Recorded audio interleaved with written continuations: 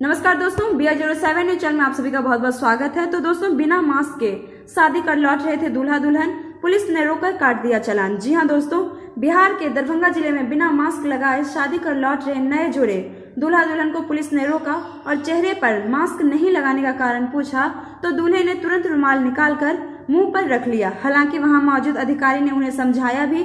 फिर दूल्हे ने अपने चेहरे पर रुमाल बांध लिया और दुल्हन ने भी अपनी साड़ी के पल्लू से चेहरे को ढक लिया, लेकिन बिना मास्क लगाए सड़कों पर निकलने के कारण उनका चालान भी कट गया। इसके बाद ही पुलिस ने नए जोड़े को जाने की अनुमति दी, साथ ही आगे से बिना मास्क सड़क पर नहीं निकलने की नसीहत भी दी।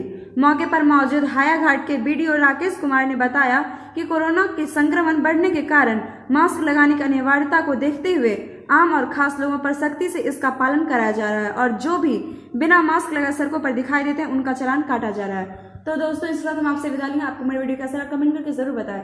साथ ही आप सभी तब तक के लिए घर पे नहीं, सुरक्षित रहें, अपना और अपने परिवार का ख्याल रखें। शुक्रिया दोस्तों।